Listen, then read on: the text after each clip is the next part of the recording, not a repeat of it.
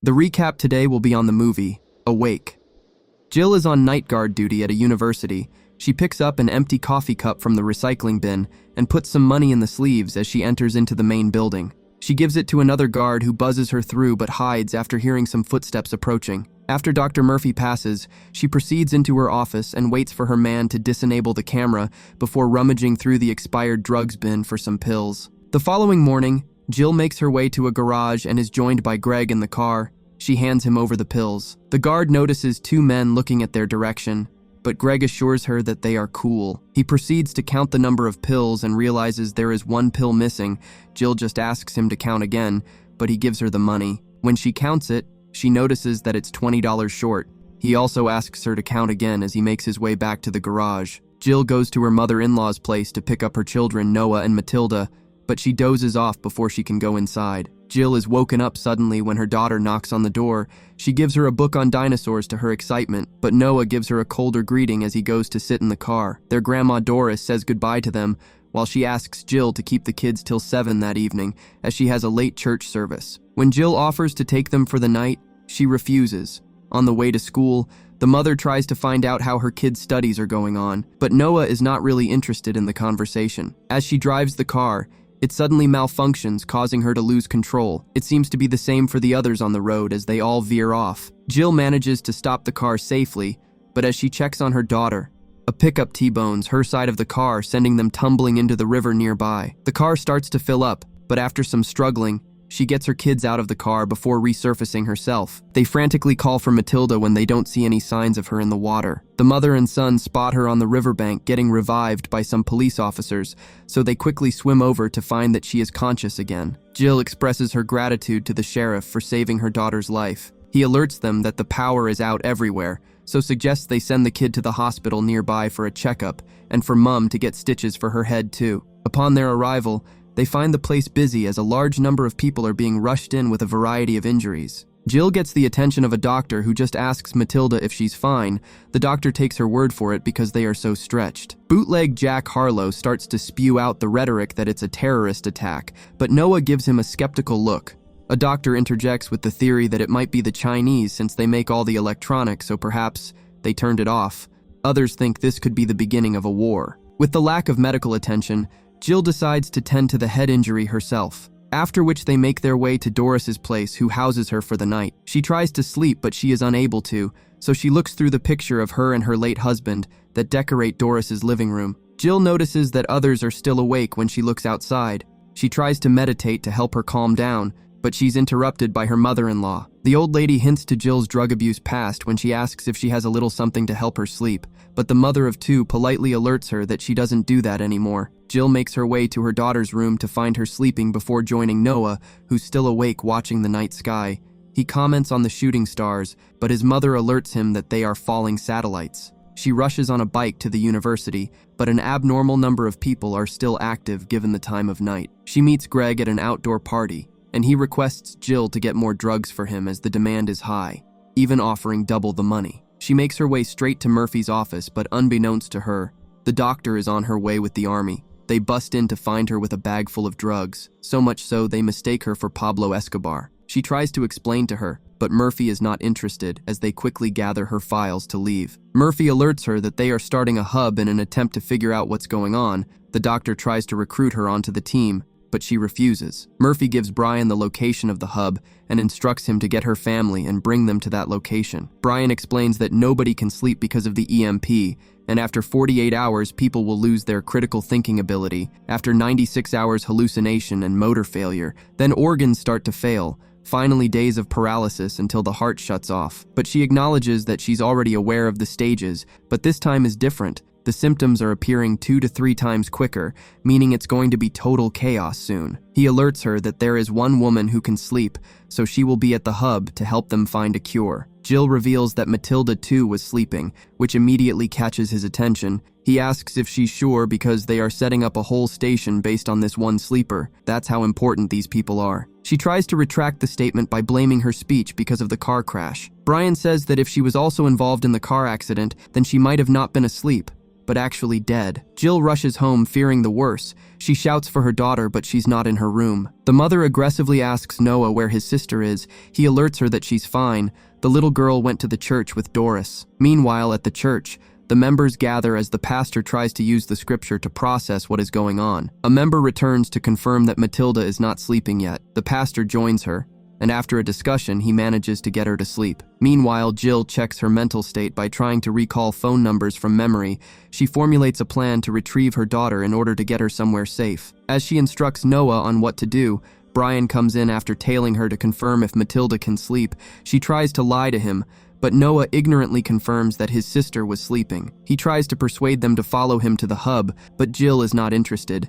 As they navigate through the chaotic streets, the trio find the sheriff dead. Back at church, the pastor confirms to the congregation that Matilda can sleep. While he preaches, Doris brings her into the hall. The sleep-deprived churchgoers start to get agitated, trying to figure out how she can help them. Someone suggests they sacrifice her, which gets people more animated.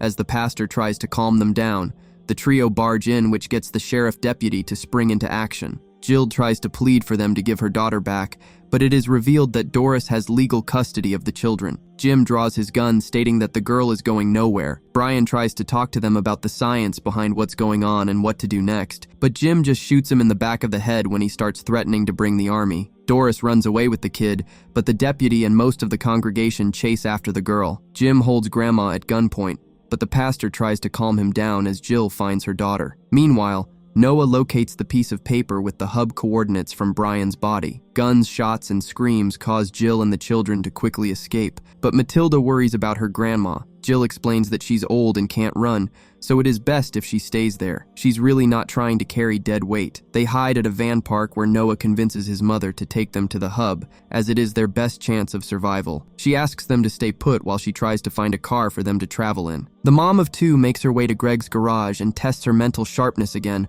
only to find Greg beaten bloodied on the floor. His attackers hear her movements around the door and go to check, but Jill manages to hide in time. She notices one of them wearing the sheriff badge. They mistaken the movement for Greg and finish him off with repeated kicks. As they get back to work on some vintage cars, Jill moves around the place and grabs a set of keys to one of the cars they manage to get working. The mechanics decide to leave it behind for the time being since they already have one working. She makes it back to the kids with the car to their delight as they set off on the road. Later that night, they come across the mechanics who have crashed their vehicle. She asks Noah to stay in the car while she goes to investigate. Jill takes the gun and sheriff badge from the only survivor and leaves him for dead as they proceed. After driving through a strange group of naked people that stand on the street, they arrive at another town and decide to go into the library to get a book on mapping. Jill also tries to show Matilda how to handle a gun in case they die from sleep deprivation, but it just upsets the little girl, so she runs off back into the car. Noah complains to his mom for almost shooting him, but she doesn't recall him being around. She apologizes before they get to work mapping out the route to the hub. While Matilda sleeps in the car, an army of released convicts start to flood the streets. One sees the car and starts making his way towards it. Suddenly, the mom and son hear their car speeding off. They try chasing after it, but are too late. Dodge crashes into the other prisoners as they try to stop him. Meanwhile, the commotion has drawn the inmates' attention to Jill and Noah. One of them asks the mother to hand over her son and the gun, but she answers with a warning shot, but it was the last bullet. The criminals begin to rush them, but Dodge returns to pick them up. As they drive off, Dodge introduces himself at gunpoint. Noah alerts him to some debris from a plane crash, which causes Jill to drop the gun as he slams on the brakes. After a quick wrestle, Dodge gets hold of the gun, but she confesses that there are no bullets in the weapon. They get out to explore the crash site. The girls siphon some fuel from a tractor while the guys search around. Dodge finds a change of clothes and also finds out that Noah's dad died while serving in the military. After getting changed, he gives Jill back the gun before they set off. That night, as Jill tries to teach Matilda how to drive, they come across a blockage made by some crazy people that are siphoning blood from their victims at the roadside. The mother quickly takes control of the car, but they are attacked by the mad group. Luckily for them, they manage to drive around the blockade as they fight them off. They arrive close to the hub and part ways with Dodge, who they let take the car. The mother instructs the kids to stay back while she goes to check the hub out. Clearly exhausted, she sneaks her way into the heavily guarded facility and gains access to the sleeper by pretending to be a doctor. She asks the old woman to take care of her daughter, but they are interrupted when Murphy comes in and recognizes Jill. She's surprised to see her and asks about her family and Brian, but Jill lies, saying they slipped up. so she thought that they were already on site. She also expresses her willingness to help around. After getting a moment, she leaves to get back to her kids, but she hears Dodge near the entrance. She rushes over but is apprehended with Dodge and her kids. Matilda reveals that she can sleep, which saves them. The following morning at the lab, it is confirmed that Matilda can sleep. The doctor enters a room to berate Jill for not alerting her that her daughter is a sleeper. Meanwhile, Dodge is allowed to stay on site because he's an electrician.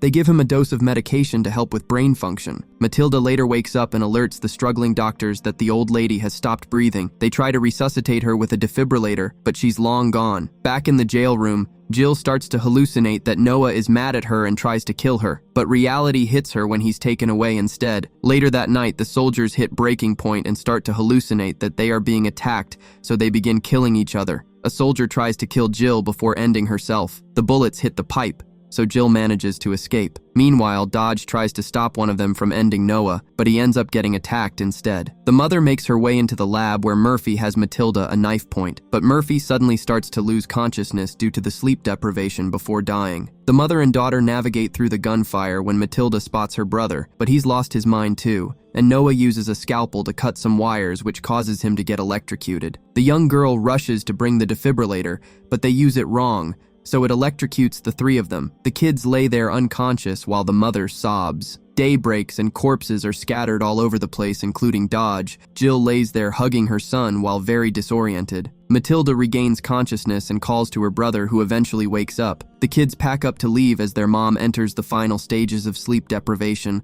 While pushing a hospital bed, Matilda bumps into the sheriff's badge on the floor and looks at the defibrillator, causing everything to finally click. She explains to her brother that the reason why she could sleep was because her heart stopped beating when she drowned, but the sheriff revived her. The same scenario happened with Noah and the defibrillator. It reset their biological clocks. With this theory, they take their mother to the river and drown her. They bring her back ashore where Noah does some chest compression on her. The movie ends when she regains her breath.